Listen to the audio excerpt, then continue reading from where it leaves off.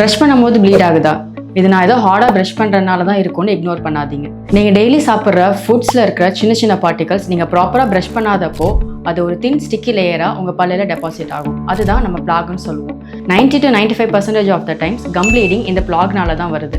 பிளாக்ல இருக்க பாக்டீரியா உங்கள் கம்ஸை இரிட்டேட் பண்ணி அதை இன்ஃப்ளேம் பண்ணுறதுனால கம் ப்ளீடிங் இருக்கும். ப்ராப்பர் ப்ரஷிங் அண்ட் ஃப்ளாசிங் மூலமாகவே இந்த பிளாக் டெபாசிட்டை கண்ட்ரோல் பண்ணலாம். ப்ளீட் ஆகுதுன்னு நீங்கள் பயந்து சரியாக ப்ரஷ் பண்ணாமல் விட்டுட்டீங்கன்னா இந்த பிளாகே ஹார்ட் கேல்குலஸாக மாறிடும். அப்போ நீங்கள் கண்டிப்பாக ட்ரீட்மெண்ட் எடுக்கிற மாதிரி ஆகும். சில ஹெல்த் கண்டிஷனால கூட கம் ப்ளீடிங் இருக்கலாம். டயபெட்டிஸ், விட்டமின் சி டெஃபிஷியன்சி, இல்லைனா ஃபீமேல்ஸ்க்கு பியூபர்ட்டி, ப்ரெக்னன்சி, மெனோபாஸ் டைமில் ஹார்மோன் ஃப்ளக்சுவேஷன் இருக்கிறனால கம்ஸ் ரொம்ப சென்சிட்டிவாகவும் இன்ஃப்ளமேடாகவும் இருக்கும். அப்போ கம் ப்ளீடிங் கண்டிப்பாக இருக்கும். ஜஸ்ட் கம் ப்ளீடிங் தானே இக்னோர் பண்ணாதீங்க. டென்டிஸ்ட்டை பொறுத்த வரைக்கும் ஒரு ரூல் இருக்குது. சின்ன ப்ராப்ளம் நீங்கள் இக்னோர் பண்ணுறது தான் பெரிய டென்டல் ட்ரீட்மெண்ட்டில் உங்களை கொண்டு போய் விட்டுரும். எக்ஸ்பர்ட் ஒப்பீனியன் எடுத்துக்கோங்க. உங்கள் கம்ஸை ஹெல்த்தியாக பார்த்துக்கோங்க. Follow my dentist Vyasarpadi for more dental advice.